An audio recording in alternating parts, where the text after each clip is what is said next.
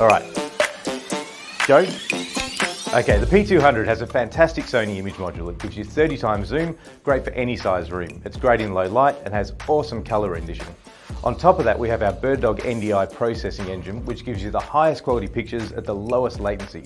It's compatible with any NDI device on the planet and just gives you the best outputs. We have our brand new user interface with NDI version 5, which gives you waveforms and vector scopes to make sure you're properly exposed. It also gives you unlimited control as far as color control and using your camera. In addition to this, it sounds strange, but we can do pan, tilt and zoom at the same time. Try some other cameras, they can't all do it.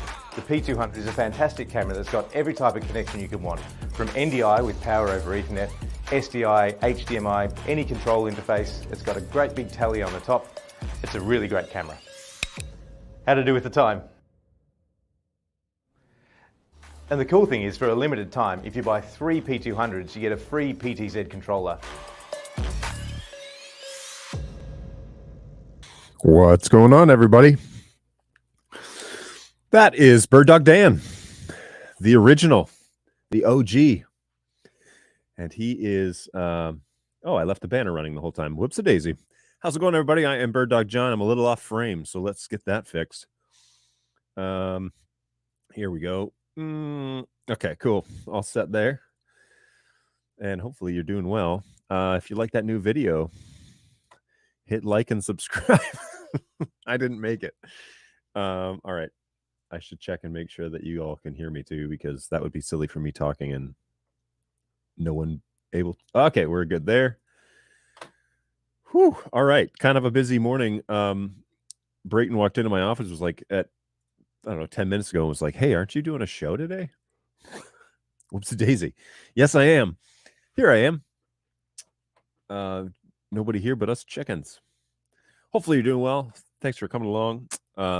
Frank Thanks brought Timbits into the office, which is a Tim Hortons delicacy, so bravo.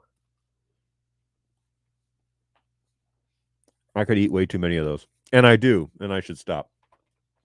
But anyway. Can't stop, won't stop. All right. Today, just a little preview of coming attractions. Next on stream is, nope, that's the wrong camera. This one? Yeah, this one. Hey, next on stream is green tea cookies. I put that up there the other day. This is something that Balu brought, and he promised that I can give him a try. So come on now, P100. So there they are. Green tea cookies. We're going to give those a go. Going to have to do a little Google Translate to find out what it is that, find out what they taste like. So yeah, we'll give that a go in a few minutes. I just got a text message from the person watching my son.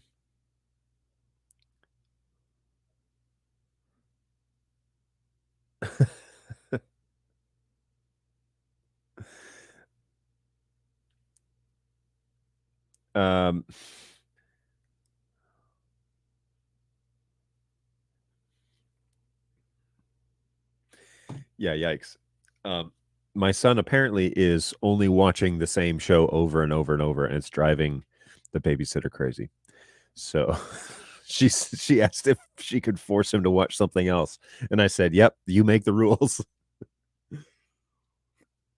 He's 4, so go ahead and take care of that. So good stuff. All right. So yeah, that was the new video from BirdDog, and it's supposed to be like an overview of in 30 seconds, except you asked the inventor and the owner of the company to explain his best-selling product in 30 seconds. That's not going to be possible. So 48 seconds, I think, is the total. And that's cool stuff. I've got a slew of other videos too. So yeah, maybe we'll run those. We'll see how that goes. But what's going on, Balu? it's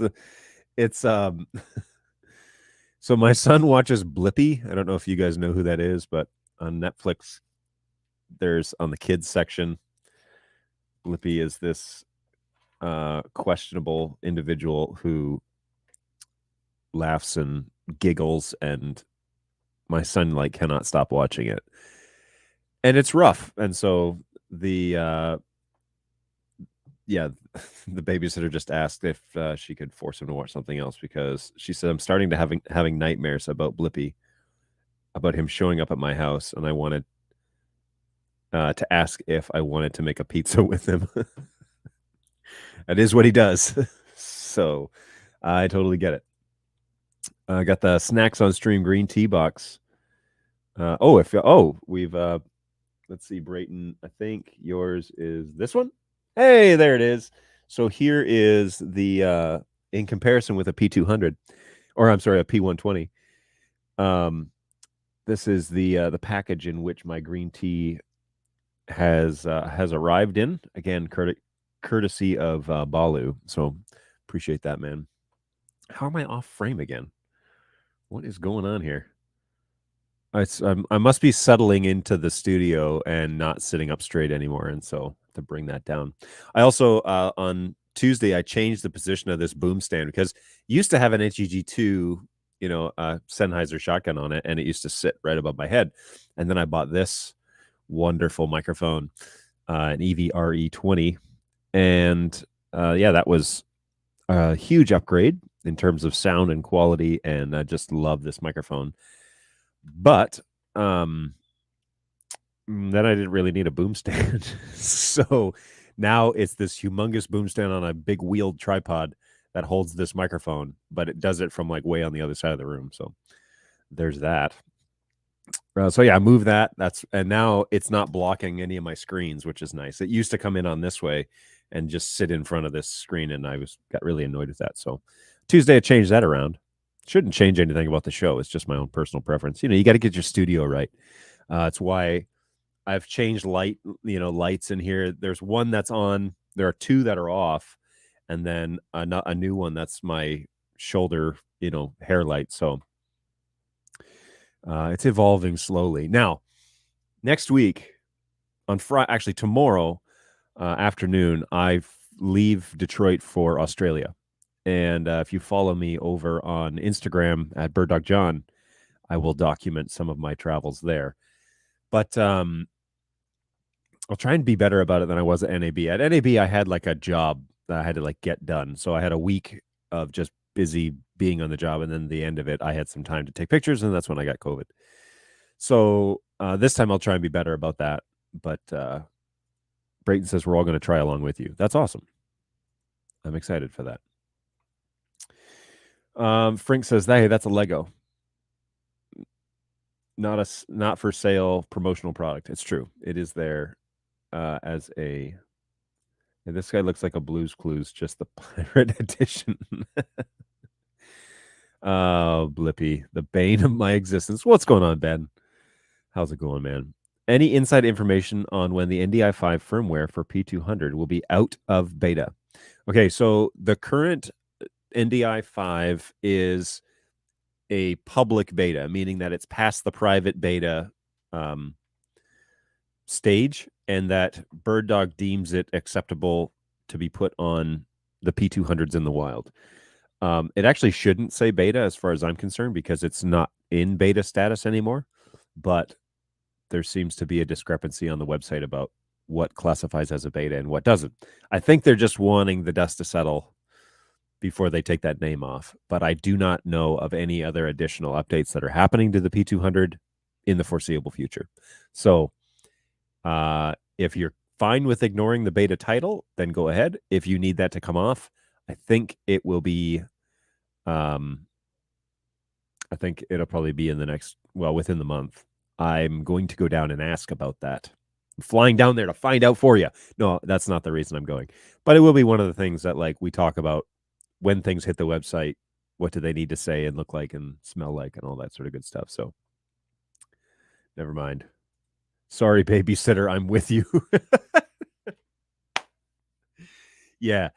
Just watch Blippi for like 15 minutes and then have a strong drink nearby or something, because yeah, it's a doozy. Perfect. I'll upgrade soon. I watched like 5.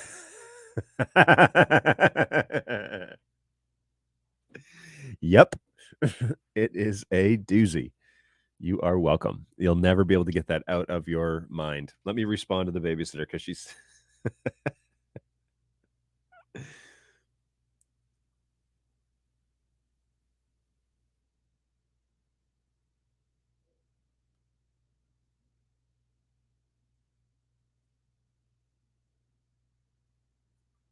I told her by all means, tell him it's time to be done with Blippi, and let him whine and carry on.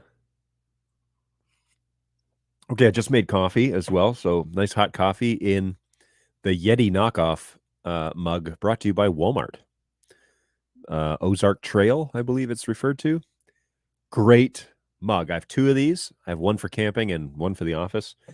One that's traditionally stays in my camping gear, but yeah, they're great because you can make coffee in the wilderness and it stays warm for several hours, which is a huge deal because it takes a lot of energy to get things to make coffee in the woods. At least it does for me.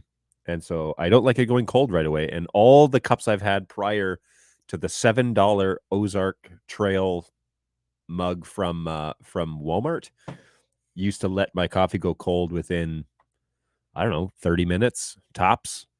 I had a double walled mug, but the problem was it didn't have a lid, and so it was fine, but it was cool to touch, like it didn't hurt it didn't burn me. But seriously, the this thing with the lid, I can't. It's like $7.50 at Walmart here in Michigan. They're great. What's going on, Sherman? Thanks for coming back. Good to see you, man. It was the one where you went to the museum. Waterworld is cool, and I love learning, but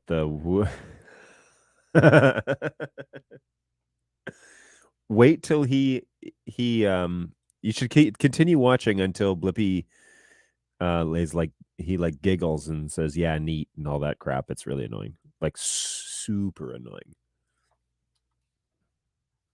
Here is for those of you who are totally lost about what we're talking about. I mean, you could simply Google it, but you may not want those cookies on your computer. And so here we go. Wait, did Blippi go missing? The kid's YouTuber was seemingly replaced by another actor. Confused. Wait, when was this? May 10th. Confused of last year. Confused parents swarmed various social media channels to investigate why Stephen John, the actor and entrepreneur who played Blippi on the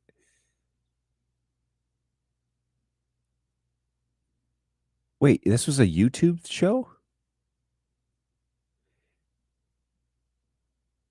He had amassed 12.4 million subscribers. Who is that dude? That's not Blippi. The new actor stepped into Blippi's shoes of a recent video upload. Oh, dear. Oh, that's sad. So sad. No more Blippi. Maybe Blippi went to Netflix because I know that's where it's hosted. That's where my son watches it. He doesn't watch it on YouTube. So, yeah, that got super old. It felt so forced. Waterworld, the movie? They look almost the same. That's OG Blippi. Blippi went to the wrong neighborhood. Yeah, yikes. So wait. This is the new Blippi. This guy. Wonder what happened. It doesn't sound like much. Get ready. This is the original. Saturday morning ritual for us is to watch Blippi with the little guy in the household. Today, there's a new guy portraying Blippi, and I wondered if this is like Doctor Who, where every few years he or she regenerates. Quite possibly. It's like Blue's Clues when Steve left all over again. Seriously. Oh, Senseless. What's going on? I was wondering if we'd hear from you today. Welcome. My son swears that it's the same Blippy. Oh, man. Apparently, there's many of us in this Blippy boat. They're kids that are watching this show. That would actually be cool. It's true. If the Doctor Who scenario.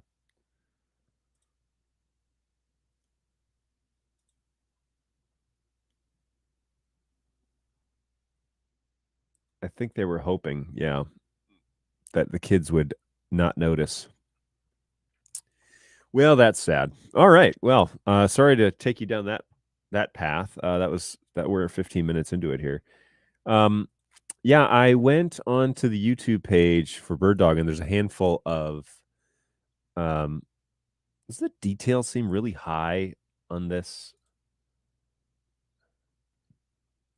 I feel like, let me look at YouTube. I was messing with some of the settings on the P200. I'm only streaming in 720. So yeah, I was messing with the settings, and inside StreamYard, it looks like it's highly it's like the detail rate is super high. So let's jump over to the web UI. Yoink. And have a quick look at what could be going on. I suspect that the sharpness or something is just way too high. Cam control is what we need to do. Cam control. Picture 1. Sharpness. It's not really that high. Strange. Can I... Let's make... Whoa! All right, let's make me a tad bit bigger so I can see what changes I'm doing here. Let's just see if... Whoa! Whoa! Oh, gosh! Why would you need that extreme? All right. It's not too blurry. All right, that I don't mind. All right, that's funny. Hopefully, well, and then the question is now, what does it look like on YouTube? Because that is our go. Hey, if you're wondering where to subscribe to the show, go to birddogjohn.tv. It'll take you to the YouTube channel. Yeah, it looks kind of fuzzy, doesn't it? Let's see what this does. It's back to like... All right, let me watch in YouTube and see what happens here. It still looks kind of fuzzy on YouTube. Maybe that's the consequence of running at 720, is that it just looks a little less desirable. I got to get back to Doctor Who, says Balu. I'll never look at angel statues the same. Balu, NetHab, just skip the Chris something or other era. I don't know. I don't actually know Doctor Who very well, so so sorry everybody. I need to get into it apparently because I'm missing out on something. Okay, let's throw the P100 camera up into the stream, and here are our snacks today. These are green tea cookies brought to you by the very same Balu. So special shout out to him for bringing these in. And if I'm not mistaken, here is the box that it came in. So this is Brayton's camera, and he's displayed the box nicely for us next to a P120, just for some size comparison, you know. So there's that. So let's get into these. Let's find out what these are like. First, we're gonna like the packaging, pretty simple, and I don't want to break it because then, you know, you want to have the full intended experience. Okay, here we go. Smell test. Ooh, not bad. Okay, and inside, whoa. Inside, it appears that there is a single cookie. and it is actually green. Literally made it green. Doesn't smell like it should be green, so that concerns me a little bit, but there you go. It is green. So, all right, let's have a little go here and see what happens.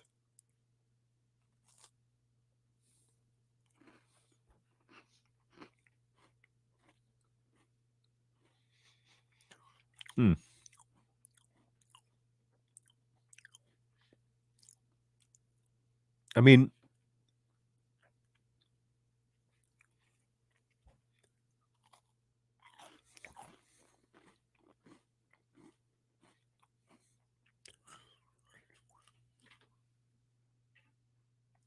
okay. I wouldn't call this a cookie. Did they just steep a regular cookie in green tea? When you first bite into it, it has this like, you know, that like the kind of undesirable smell that tea has, like when you open a thing of like tea leaves and you like smell it, and there's like a lingering smell on the outside that's not desirable, but then you kind of get the whiff of the rest of it. It starts the same way. It's not bad afterwards, but I wouldn't call this a cookie. This isn't like some sort of Girl Guide, Girl Scouts, Girl Guides. Which one do you guys have here in the States? Because I always get them confused. Tea equals dirty water. So yes. Hot water poured over dirty leaves. I will get through this. But there. But yikes. That is a very unique flavor. We'll put it that way. Very, very unique. So here it is again. If you're so interested in, if you like green tea or you like cookies or the combination of both, well, give it a go. See what you think. I tried it. That's all I'm gonna say, because I tried it. But yeah, that's a unique taste, is what that is. So I wasn't expecting that. I wasn't expecting to kind of have like a bitter, kind of lingers too. Maybe it'll taste better with coffee. Coffee's good. Coffee's there, but the crosshairs. Oh yeah, that's on here. I guess I could turn that off. Where is it here? Video cross center. There we go. That's better. Sorry about that, folks. It's just studio monitor, so we can move it around, But yeah, there you go. Didn't mean to throw the crosshairs on there, but I kind of looked past it, to be honest with you. I didn't even notice it until you said something. So okay, so here's the plan. Next week, I am traveling to Australia, and the plan is for me to also do the show from there this time. So it's like 1 a.m. over there right now, but I'm just going to be in a hotel room. So I'm going to take my Canon from home and an ability to hook it up to my computer, I guess. And then I better test that. Anyways, because I don't want to use my MacBook Air webcam, because we all know how high quality those are. So, oh, here we go. Is that the old ones? Oh, you're still talking about Doctor Who. Okay. Continue on talking about that. That might be more interesting than what I'm about to talk about. So I'm going to plan on doing the show next week from Australia at this time. So continue to plan to join us, and I'll try and answer NDI questions while half asleep. That should be fun for you. Although the setup will look different. I'll be at a hotel, so hopefully I'll have decent internet. I don't know. Actually, you know what? Let's have a little peek and see what the internet situation is. So maps.google.com, and I can toss this up there, I guess. So we're gonna go yoink, and your places. We're gonna look for crap. Okay, so let's head on over to Melbourne. Melbourne, Florida. Check. All right. Now, the hotel was on 111 Little Collins Street. Little Collins Street, is that what it is?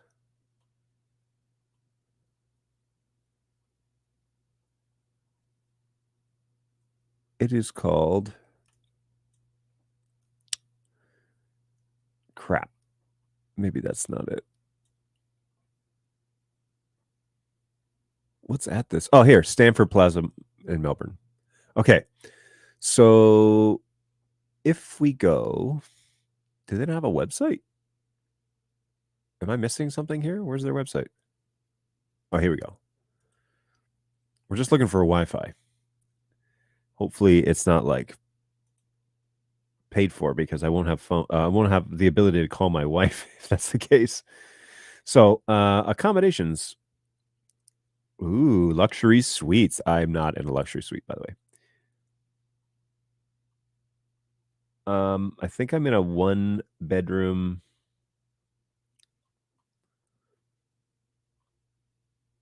I just want to know like hotel accommodations, right? All right, I guess I got to click on one of these. 1-bedroom suite, I believe. Wow, if it's like this, geez. Free Wi-Fi for all guests. So here's hoping. Yeah, here's hoping that'd be cool. If that's my little room, I'll set up a little studio in there. Should break down these lights and take them with me. I should bring a light, but I don't actually have a little like portable light, you know. I don't think this is the room I'm staying in. Certainly not, because it's awfully nice. But anyways, looks beautiful. Looking forward to it. But there is Wi-Fi. So, oh man. Check in 2 p.m. So here's the problem. I am arriving in Melbourne at 6 a.m. on Sunday. And so I really hope I can go by the hotel sometime in the morning, because I'm going to be dog tired. But geez, we'll see. We will see. Chris is the one who got fired at the end of last year. The showrunner. And there's a link here. I've been out of it for a long while. Okay, so BirdDog tired. You beat me to it.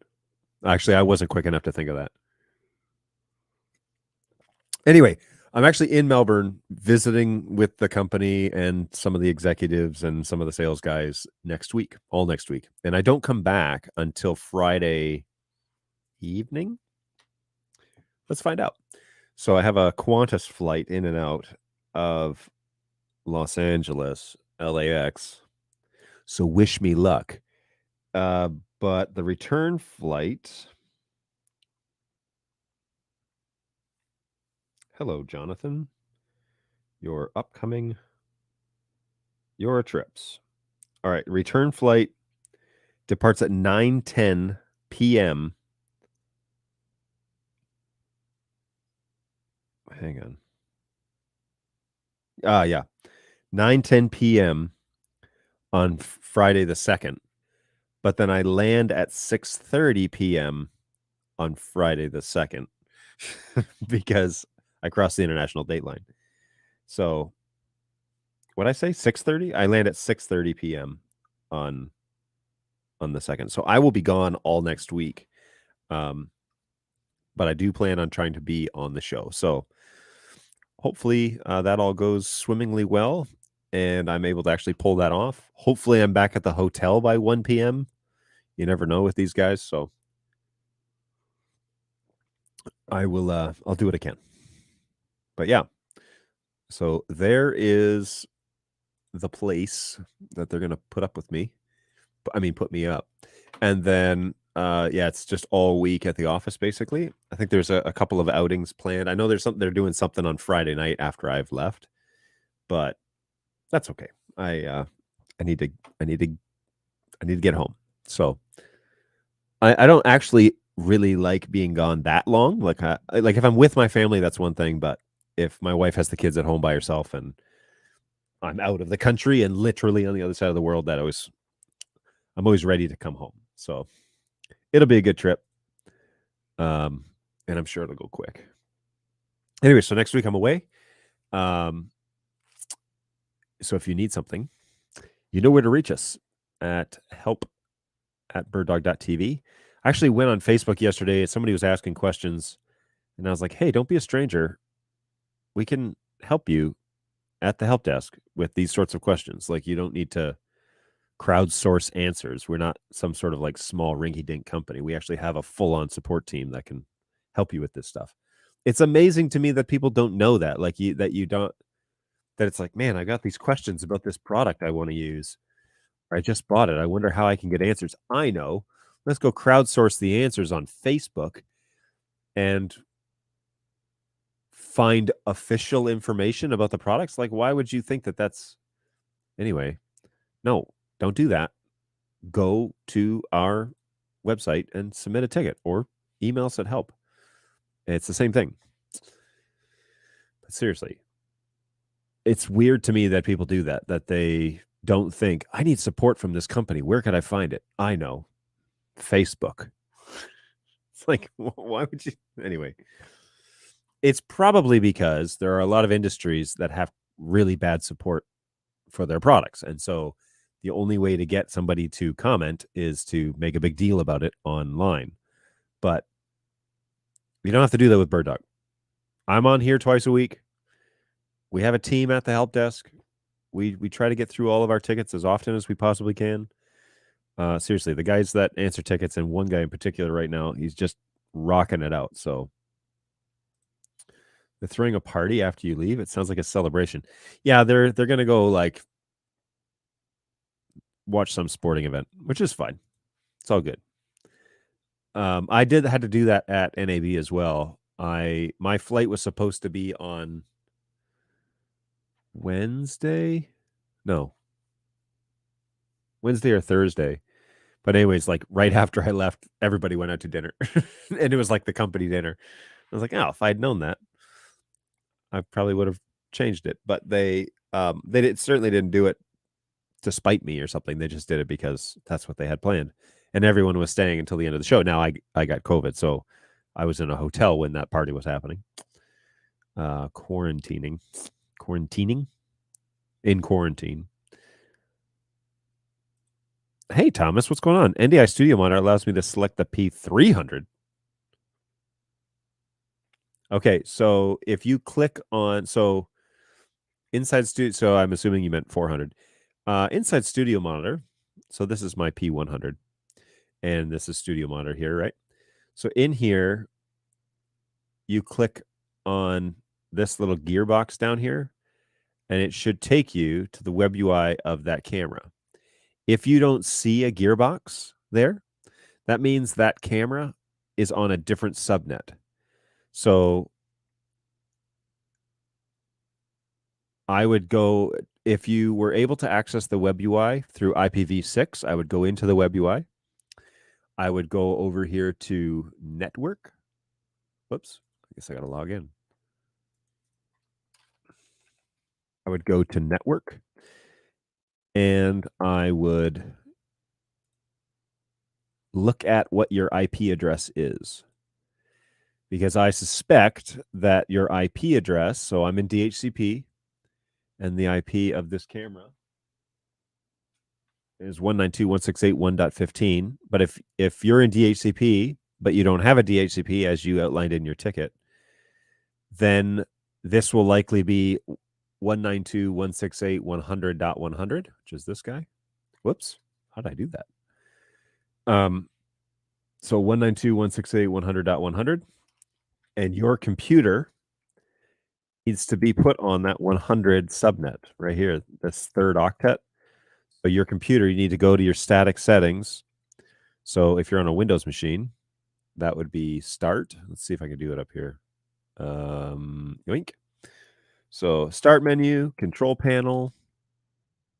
Oh, opened it on this window. Here, let me make this so we can all kind of see it. Yoink. Okay, and inside Control Panel, we're going to go to Network and Sharing Center. We're going to click on the NIC card that you're using to access this camera or that you want to use. So whatever one is plugged into the switch that you're using. Click on that NIC card, this little highlight thing right here. Mine's called NDI Network, but yours will be called Ethernet 3 or something like that. And then it's going to pop open this. We're going to hit Properties. This IPv4 right here. We want to change this to use the following IP address. And you want to use like anything but 100. Okay. So 192.168.100.120. Hit the tab button on your keyboard. It'll fill this in 255.255.255.0, which is correct. And then this, you want to say 192.168.100.100. And then hit OK. And what that will do is change your NIC card then to that subnet. So it's in static. Okay. So if your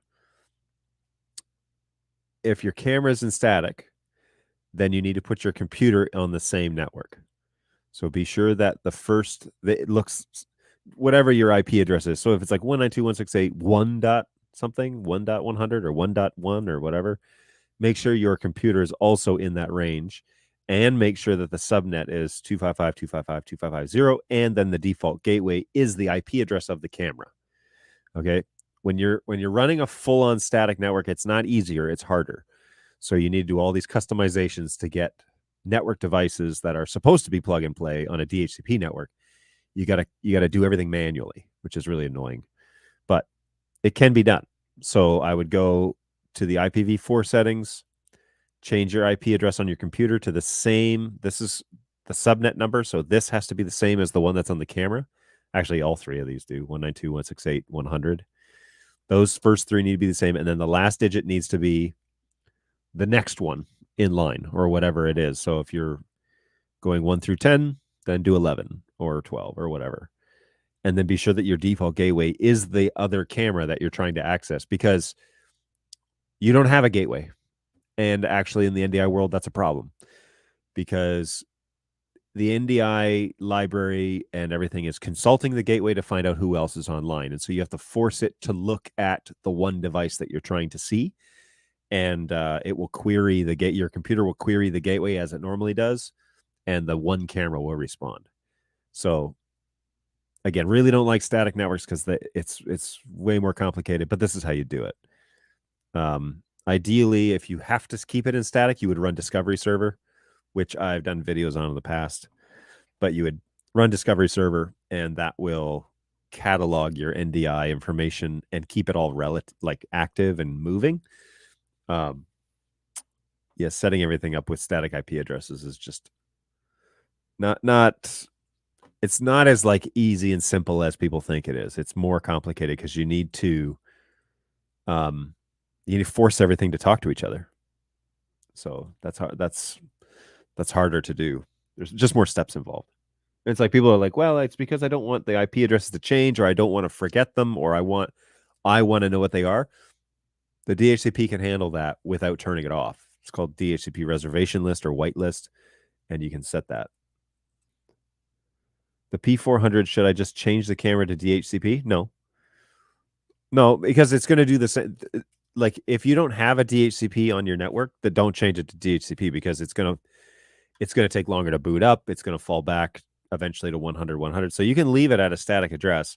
The real solution is probably need to set up an NDI network, like according to new text instructions. We can certainly get you that list if you'd like it, but for performance reasons and for how the cameras are designed to be used, but I wouldn't put it in DHCP. If you've already got it in static, well, we can force the computer to talk to it, because you're going to have to set a static IP address on your computer anyway, because it's not going to get an IP address and it's not going to know what IP address the camera's at. So the camera defaults to 100 unless you change that for some reason, but don't change the fallback address. That's just another wrinkle in the plans. So if you put it in DHCP and you power cycle it, it's going to fall back to 192.168.100 eventually. It takes like 2 minutes to do that. If you have it in static already, find out what the IP address is of that camera. If you have nothing else on this network but a computer and a camera, you need to, on the camera's static information, you put the IP address of the computer in the gateway, and then vice versa on your gateway on the computer.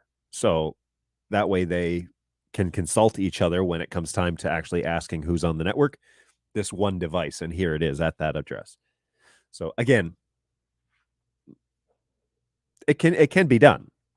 I just, at the end of the day, it doesn't seem like it's not a great implementation of it, because there's a lot of manual settings to go. I have this discussion regularly with integrators because they're used to a Dante environment, and Dante is very small amounts of data, okay? But they set everything to static IP addresses and they punch in their IP addresses and then it just works. Well, that's fine because you're sending 1 or 2 megabits around, at any given time. Well, that's nothing for a network to handle. We're talking about 140 megs here. Or no, the P400 talking about 200 megs. And so it needs to know where to send the packets naturally. And it's helpful if the network can do that for you. If you're setting it all up in static mode, you're basically committing the 2 network devices, the nodes, so the computer and the camera. Sorry, I'm just getting this thing on here and off my desk.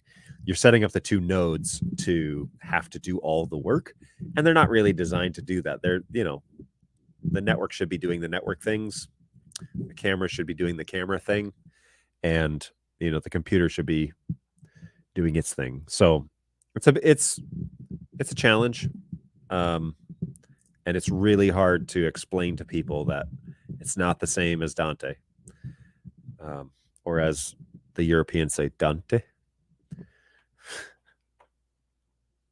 I ran into that at NAB. People were saying Dante around, and I was like, "What are you saying? What is this? What is this? Oh, Dante. Oh, I see." They like swallow the E.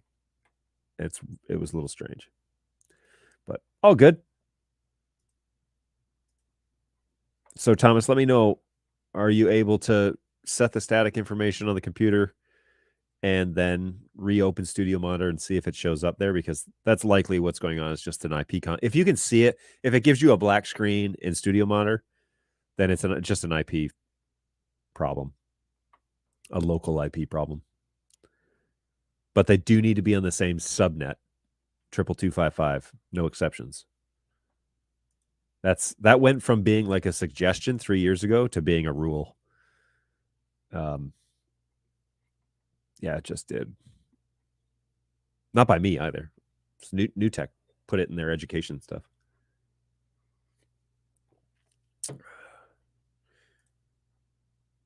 Doing it now. Awesome. Let me know the outcome. Anybody catch Tom Sinclair's show yesterday? I did, and Brayton did, and Frank Thinks did.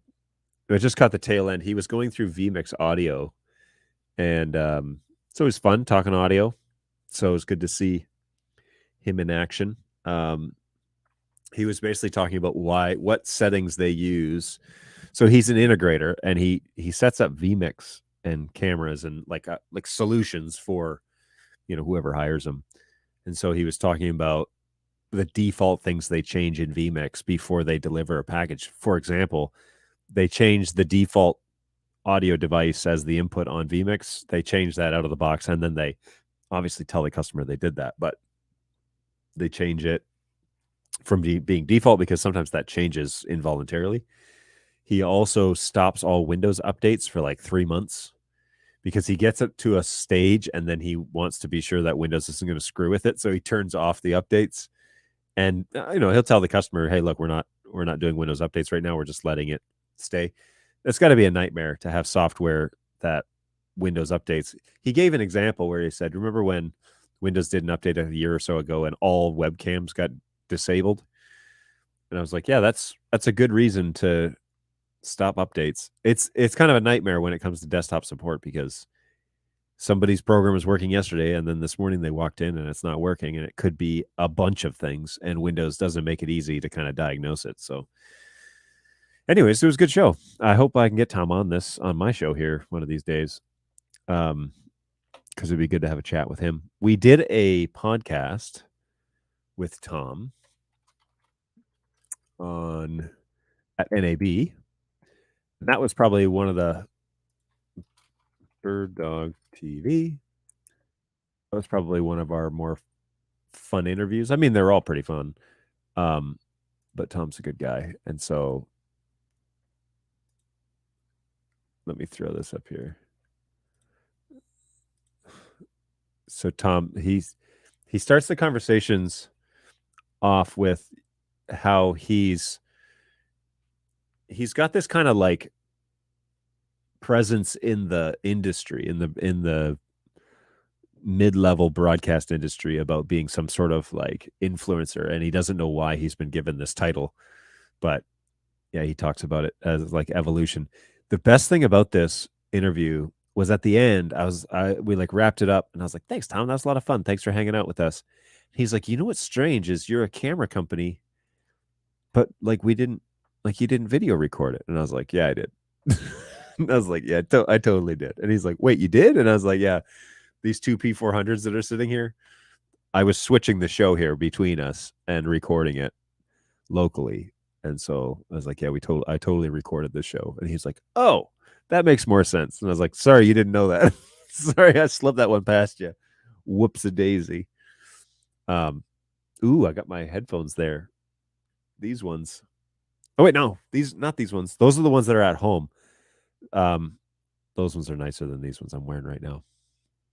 Anyways, it was a good chat with Tom. If you haven't seen that one, jump over to YouTube, check that out. It's a good. There's a whole bunch of interviews over there, but that was a fun one.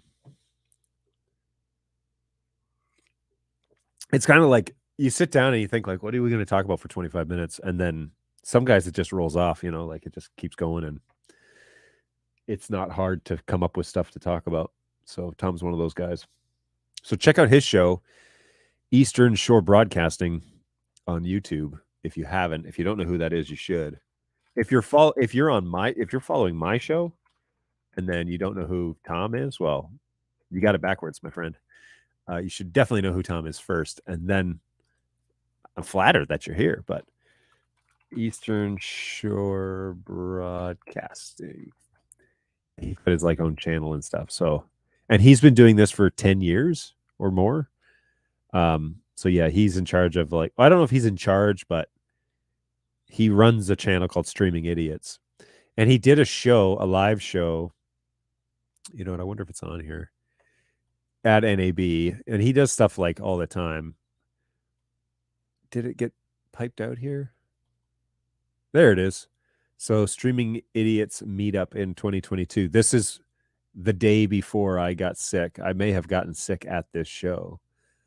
Anyways, and then we were giving away a brand new camera. So he asked me to come up and like share a little bit about that.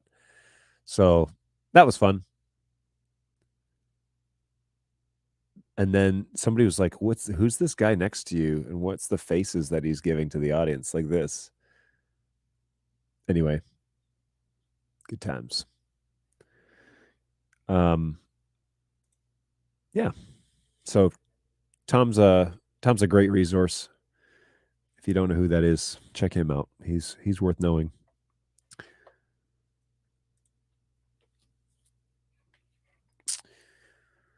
Alrighty.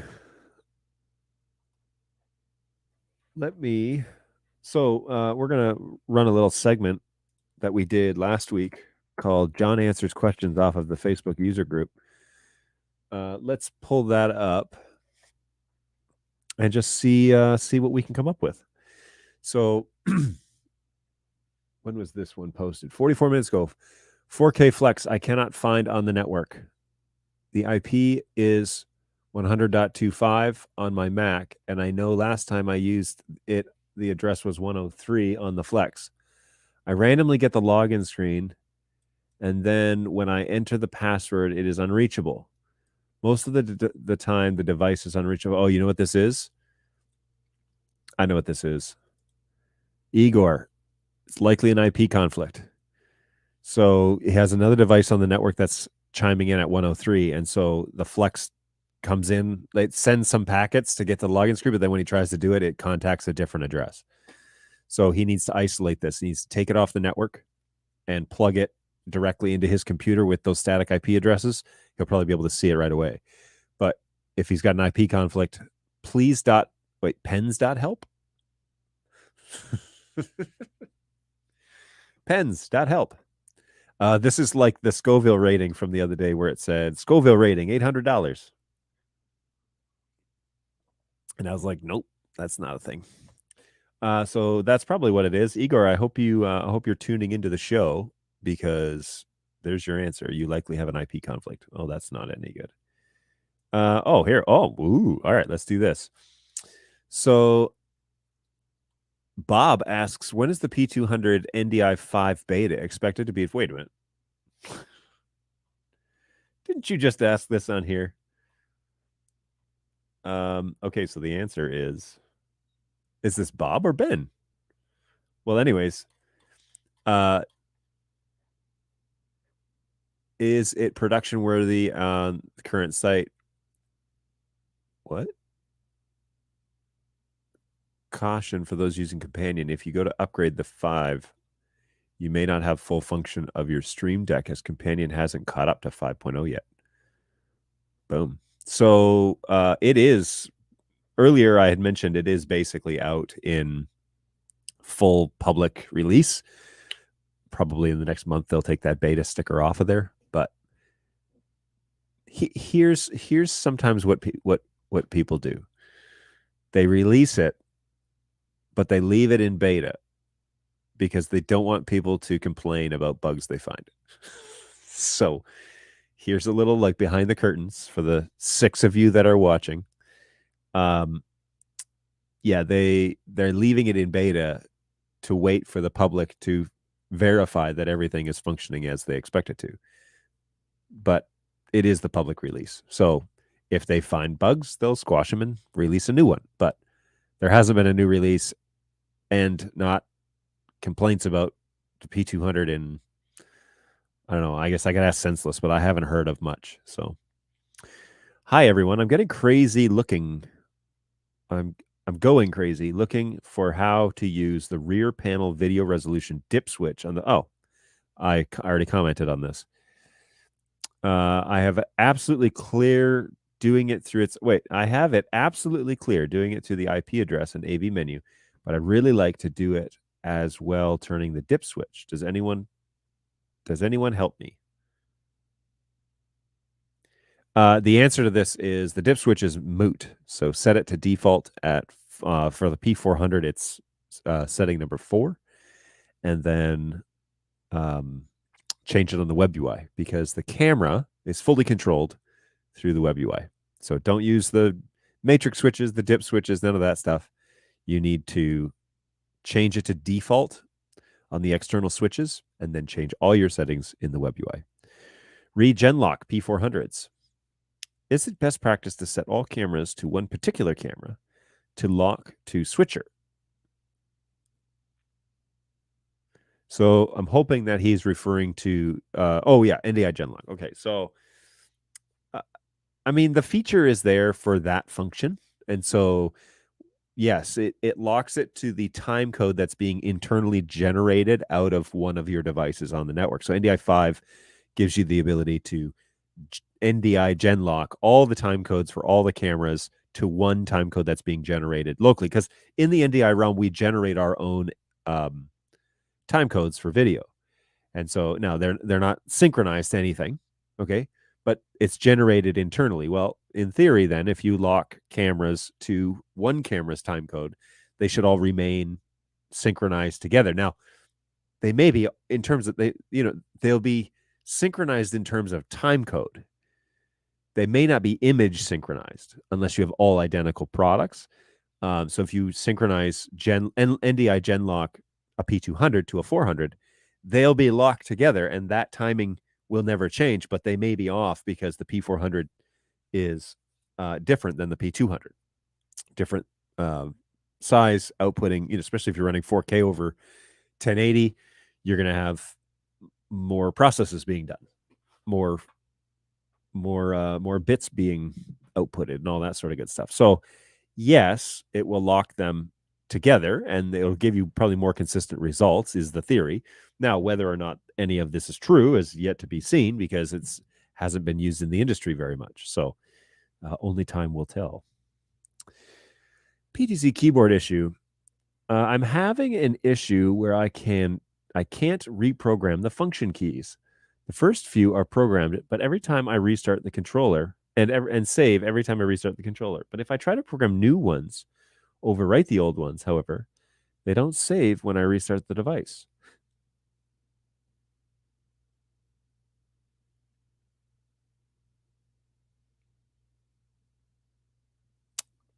So yeah, I guess the first question is, what firmware are you using? Is the baseboard up to date? So if you updated the firmware and you attempted the baseboard, but it didn't actually update, then there's a disconnect between firmware and baseboard. Assuming that is all done correctly and you are on the latest, yeah, I would change. You got to go and you scroll to the function that you want, right? And then you go to exit, log back in and see if it's saved then, and then reboot the keyboard and see if it reverts back.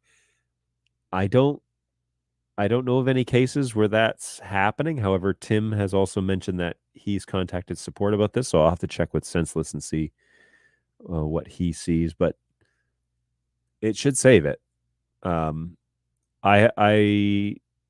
Yes, this first suggestion, by the way, is, have you tried pushing down the preset and zoom speed knobs when you select the right action for the F keys? If you don't, it can jump back to factory settings. I haven't tried that. I'll try that and see how it goes.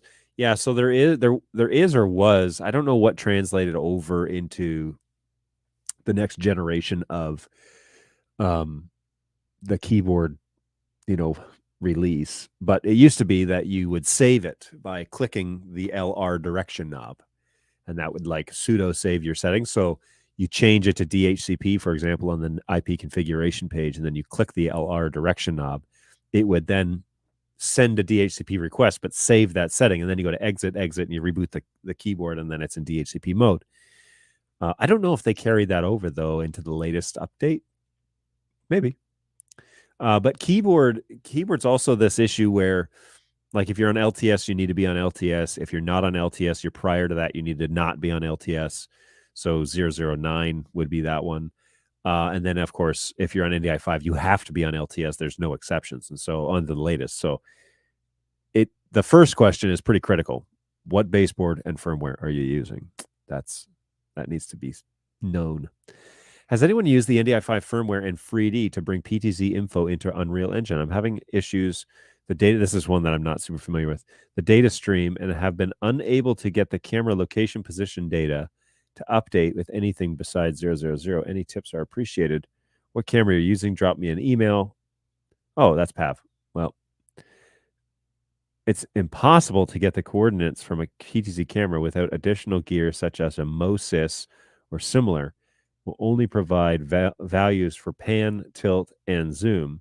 Since the camera is somewhere positioned in the room or studio, you'll have to measure the room position value, most likely the center sensor, manually. The issue is that it appears this version of the BirdDog firmware is outputting zeros as the location. It was 20 hours ago. I'd be curious to know. P200, I just emailed you. So that's 22 hours ago. So there's a conversation happening behind the scenes. I'd be curious to know. I don't know any of that. The 3D stuff is still in beta. And so still in beta. Cedric, about the keyboard joystick. New firmware here. Recalibration is easier since it's written on the screen. However, now I find the joystick to be very less sensitive than before. It's really a pan or nothing, for example. But before, we had a progressive pan speed depending on... Okay, so is there anything that could be done? Pav, Eamon, check the speed knob. Boom. That's correct. Speed knob changes the speed, but the stick is not progressive. We'll check tomorrow's settings in the cam. Is it on the OSD? Referring to the sliders on the web UI for the camera. Yes, Pav. Also make sure the cameras are running the latest firmware. They are. I updated them today. Okay, so yes, the sliders on the web UI, make sure that those are turned up all the way so that the keyboard has the full range of motion, unless for some reason you want to throttle it down.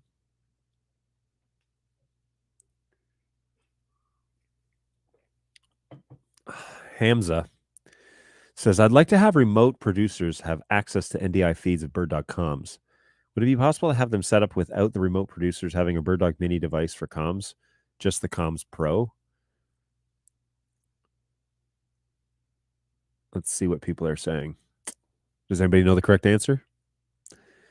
You can set up a computer with comms Pro on it and plug in a headset from there. It needs to have network, not Wi-Fi. Thank you, but I meant remote as the producer's not in the same country. It might be VPN, I think is what they meant. But then you're dealing with latency. I was more looking to see if to bridge the gap between NDI Bridge and BirdDog Cloud. I do this with Bridge on a weekly basis. The answer there is there currently isn't an official way to send comms from a remote site back to the receiver. Now, I suppose if you had comms selected on BirdDog Cloud, like if you had comms selected on the camera, and then, well, two things. My internet speed is crappy. We may run into this a lot next week. We'll find out. So the two things. First of all, it's not been tested. Okay. We haven't tested this as an actual real production. However, in theory, you should be able to enable comms on the device, the BirdDog device, and select that device in BirdDog Cloud and send it across. And then when it gets back here, it should unpack those audio channels as comm channels. Haven't tested it. Now, what the request here is can we use comms without a BirdDog device? And the answer is no. You can't run like Comms Pro off-site and Comms Pro on-site and bridge them between cloud. That's not a thing. So, Thomas reports that it is working. Excellent. Did you do anything outside of my instructions? I'm just curious. I mean, or did that work? You say it's working, so that's fantastic. I'm just curious if you had to make any other changes before you got it to work outside of what I suggested. Because the more knowledge, the better. Okay. I updated to the latest keyboard firmware. This is Cedric again. Everything works fine except for I can't see the NDI router signal in Studio Monitor or vMix. Any idea how to activate that feature? P200 cameras with version 5 firmware and keyboard with 214. I found the solution. I ran my P200 in Visca IP. What? If you want to use the NDI router function, you have to set them to NDI mode. Yeah, because it's reflecting the NDI channel. But in NDI mode, it's way slower to switch between cameras. Really? Thomas says, I added one to the camera IP address on the computer. There you go. Fantastic. Yeah, so the IPs have to be different, right? So the camera has to have its own unique IP address. You have to have your own, but you need to be in the same subnet. So now you can see it. So hopefully that puts you on a path to success. I'm glad to hear it. But feel free to ask. If you have more questions, feel free to ask. I'd be happy to know. You can't use it in real productions. What? I'm using a P200 right now. I use P200s on the weekends for real production. You totally can use it, Cedric. Maybe you should look at your network. If you're having latency issues, I have questions. I've seen a lot of people using the PF120s on tripods. It seems like a great idea. Full color control from the truck. Plus, with the HDMI output, the operator can be provided with a monitor very easily. Does anybody make a simple tripod arm mount zoom focus rocker for an NDI kit? Like the ones that you can buy so easily, thinking tripod clamp, PoE, and just a rocker, momentary button and switch. Interesting. I mean, you could certainly gerrymander something with the API. Yeah, the API, if you were into programming, you could definitely do that with a little X keys or even a Stream Deck or something like that. But depending on how, the housing and how you're setting it up and whatever, for sure, that would be possible. All right, let's do a couple more and then we'll be done. Hi everyone, I've barely used BirdDog P100 at our church. Bought it during the lockdown for live streams. However, we no longer need it and we'd like to sell it. We're based in London. Does everyone want to buy a secondhand BirdDog? We would like to sell it for around this. And now, or does anyone know of anywhere that could be a good place to sell it aside from eBay? Many thanks. I'd love to pick it up. We'll message you. All right. So that was an easy ticket. Has anyone automated the camera selection on the BirdDog keyboard? Automated camera selection. Okay. Say I switch from an input in vMix. How would a trigger automatically set the camera to control it on the BirdDog controller?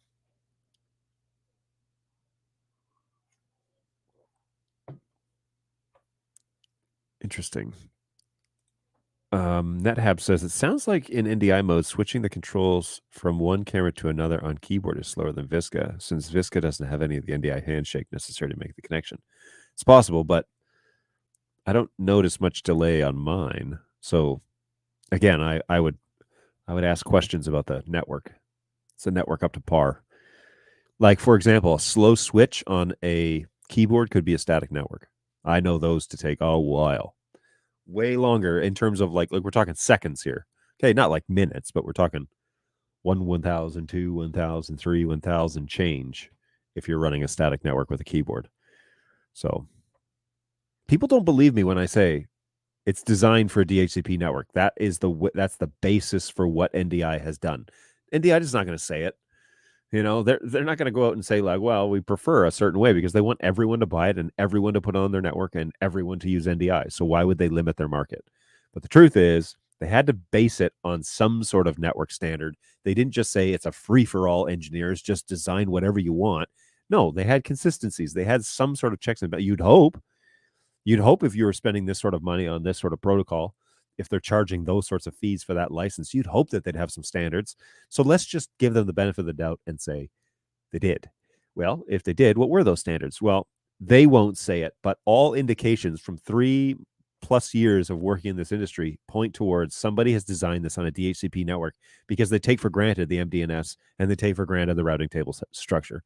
Flat out. There's no denying that. So, I'm sorry if you just love your static configurations and you feel like a real network guru, but it's just not the way that it was designed to be used. It's just not. It's okay if you want to do that. Your results may vary. I'm just saying, to get the best results, do it this way. To get some results, go for it. I don't know. Maybe you have great success. It's like Judson. He's been on this show. I speak adamantly against Gen 2 Unify stuff, and he says he puts it in every install he does, and it works just fine. And he knows how to load balance, and he knows how to configure it, and he's got a system down. Well, then, great. Make your money. Send your invoice. I don't mind. I just know a lot of people who have had problems with them, and they're not as straightforward as possible. But if you are a professional, and that's how you make your money, setting up and servicing those structures, then by all means. Same thing here. If you are a Dante camp or a Visca IP camp and you're entering in NDI and all you know is static networks, and that's what you prefer, no problem. But if you come to support and you say it's not performing correctly, I'm going to say, well, there's a way to set this up to where it will perform better. Don't turn around then and say, well, I've had guys go on Facebook, this right here user group, and say support won't help me because they say you have to set up a DHCP. It's like, no, you don't have to. But I'll tell you why you're getting dropped frames. Because your network's not good enough. That's why. There's nothing wrong with the device. The device is functioning fine. So then it comes back and they're like, well, it should work on static networks. It's like, what about 140 megabits per second should work on a static network? That's just way too much data for an unmanaged switch to handle, or for a non-intelligent network to handle. So that's why I don't like fighting words. System integrators, they want a cookie cutter, drop it into the preferred configuration and solution, and don't want to spend the time integrating with anything existing infrastructure. Isolated, static networks. Yep. I would say the obviously the 4250, the Netgear 4250 is turning into that. I still don't see any other switch companies getting into the AV market with an NDI profile. So they're way out ahead, and they've had about 8 months of experience now getting this to work really, really well with new tech in pocket, by the way. They're working with them. And so they're doing this for the purpose of being okay, you want this to just be a line item that you purchase and click these 6 buttons and you have an NDI network. Okay. How many switches do you want? How many do you want to order? How many NDI devices do you want to run? Now that's where Netgear and I differ, because I don't want to overload my switches, and they sell switches and they say, oh, just light up all the ports for NDI and then plug in 8 devices. It's like, whoa. These are good switches, but they're not Cadillacs. They're, let's load balance a little bit. Anyway, it's just preferences, guys. You may watch this stream in the present or in the future and think, man, that guy did not know what he was talking about. Go ahead. Just go ahead. I'm just telling you what I know works, and I won't, we can agree to disagree. That's no problem. I have not automated the camera buttons, but then again, I don't use vMix. So there you go. UK only. Does anyone here have a BirdDog A300 Gen 2 for hire? Cool. Need some help with the keyboard. Okay, this will be the last one.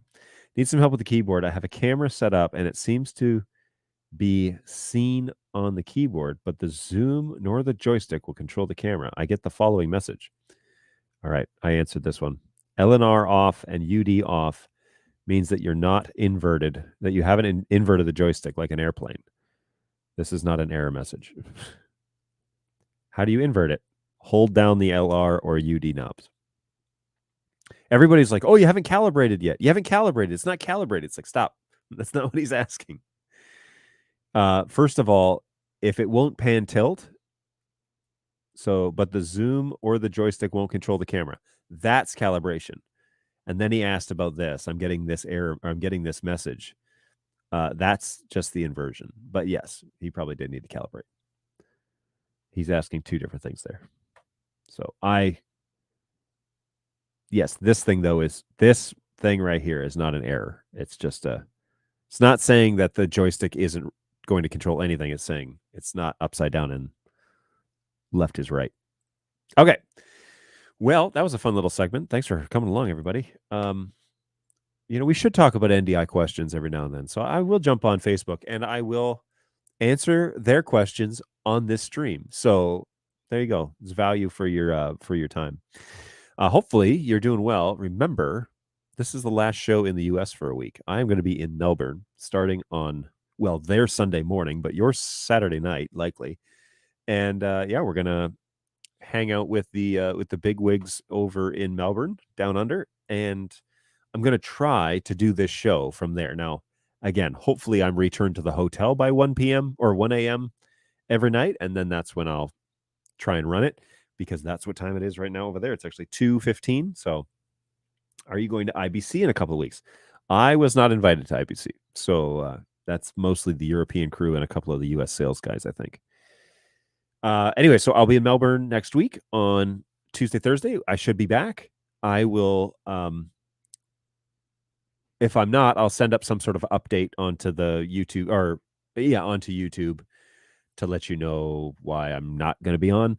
But that's the plan so far. I'm taking the equipment to at least do the show out of the hotel. So that should be fun. So bring your family and friends and NDI questions, and we'll take care of that. So is it okay to set 360 NDI video bandwidth? Don't set it manually. Set it to NDI managed. All that manual setting it's just a throttle. So setting it to 360 doesn't increase performance or quality or anything. That just means full open. The camera is just going to use what it needs. So there's no difference. If you're going to set it to 360, there's no difference than setting it to NDI managed. The camera will manage its own bandwidth requirements. And it honestly isn't going to exceed 250 megabits anyways. The reason why that's there is if you have a restrictive network and you're not allowed to go above a certain threshold per port, then you can cap it. But all it does is degrade the image. And so there's no point. There's no point in setting it. As far as I'm concerned, it shouldn't be an option on the camera. This is just a personal opinion. Why buy a Corvette and then not ever let the horses run, So, yeah, there's no need to change that from NDI managed, especially if you're just running it full open. The only reason you would switch it to manual and make it less is if you want to throttle it down to a certain bandwidth and you're just going to lose quality on the image. It's going to degrade the image so that it will only use that amount of data. That's it. So again, shouldn't be an option. I don't see any reason why anybody would buy this camera and then throttle it down to less than what it needs. It doesn't make any sense. And it's like, well, the network can't handle it. It's like, well, then you need to upgrade the network because you bought the best of the best that's out there right now. Don't restrict it. But that's not what you're doing, Thomas. You're just saying kind of leave it full open. Just leave it on NDI managed, and the camera will take what it needs. It won't increase the usage to 360. It'll just take what it needs. So even if you have it full open, it'll still only run at like 200 megabits. Okay. So as always, if you can't wait until Tuesday at 11 a.m., feel free to reach out to my excellent team of agents and ninjas at help@birddog.tv, and they will be able to assist with any sort of questions that you have. I've got a good group of guys that take care of the global market. Most of them are here right now, actually, in the U.S. We're busy trying to find people to hire in both Europe and in Australia. So that's happening. But be sure to hit us up at help@birddog.tv if between now and Thursday you have a question that you need. So, but I want to drive my Bugatti on the windy, gravelly mountain road. Yep. And you know what happens when you do that. So that's your investment. Is 442 better? You mean 422? Than 440? Well, this is a conversation about how the frame of your image, what sort of detail is captured. And there's some great explanations on YouTube about this. But basically, what's the difference between 444, 422, and 420, I believe. I guess I should look at the 400s, make sure that I'm speaking the same language as you are. BirdDog Studio P400. I have a P400 that's running next to me. Where are we here? Let's log in, I guess.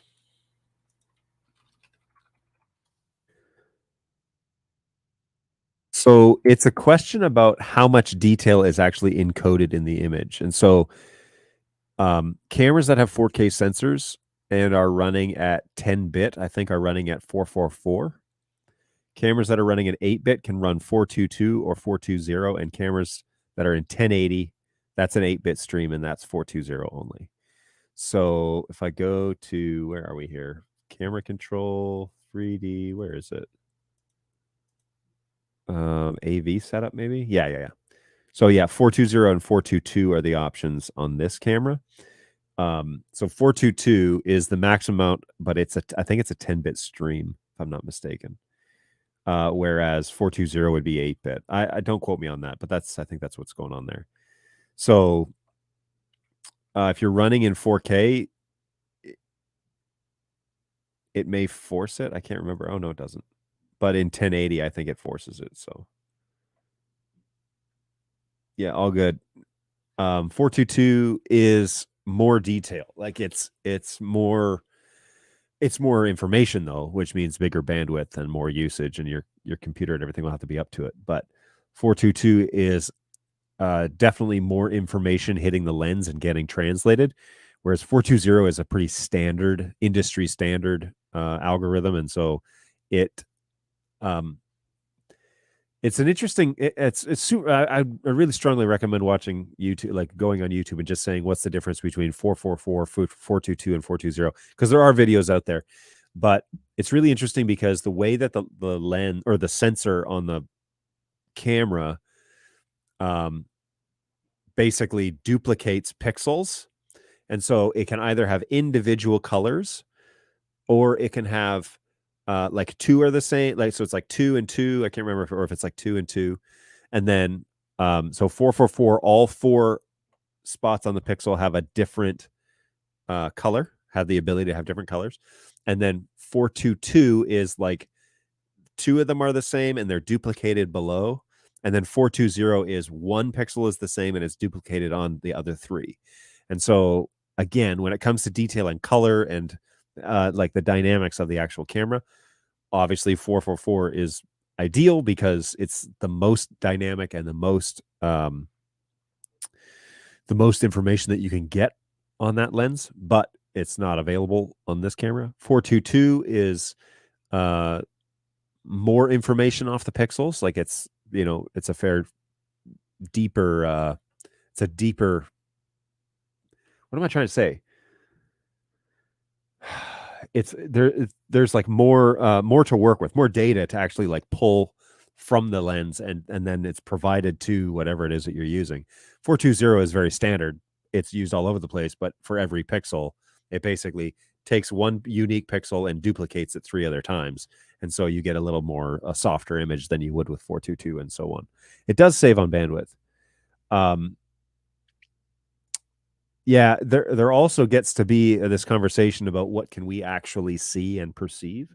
So this is going down the 4/8K realm, but each number represents the relative resolution of the Y brightness horizontal chrome. Okay, red and blue and red and blue. Yeah, again, so check that out on YouTube. It's good stuff. The human eye has twice the resolution of brightness compared to color. It does save on bandwidth. Oops, sorry. It does save on bandwidth. So if bandwidth is a concern, then definitely go 420. But if it's not, and you're going full open, by the way, so it doesn't sound like it's an issue for you, Thomas, then off you go. 422 in 4K would be desired. I mean, let's see here. I've got P400 here. Oh, but it's looking the wrong way. Let me change that. P400 camera. There it is. All right, so this guy, I believe, is running 2160/30, so full resolution.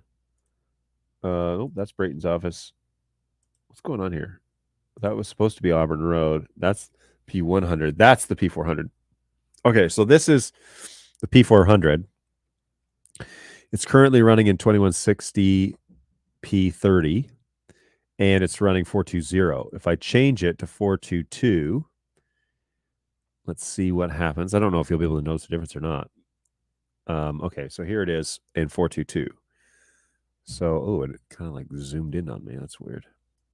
Now, I haven't color matched this thing. Every time I restart it, it goes back to its original settings, which is the nature of preset 1. But so there's obviously a difference here. But this is 422 compared to the P200, which is running in 420. So there you go. Okay. It is almost 12:30. So I think you've got your money's worth for today's show. Again, the plan is to be back with you on Tuesday at 11 a.m. Eastern time here in the U.S., but I won't be here in the U.S. I'll be in Melbourne. So hopefully I will be able to get some halfway decent sleep, which means that I could do a show at 1 a.m. in the morning, potentially. More on that. If I have to cancel, I'll put it up on my Instagram page, BirdDog John, or I'll try and drop something on YouTube so you guys know what the deal is. And then and we'll go from there. So Oh, you have been very helpful. Oh, I appreciate that, Thomas. Thank you. Sometimes you just don't know. You don't know if you're helping or hindering, right? So thanks for bringing some NDI questions today. I really appreciate that. So on Tuesday, we'll be in Melbourne, and it'll be my Wednesday morning. And you guys are welcome to bring your NDI questions here to the show or just come and hang out.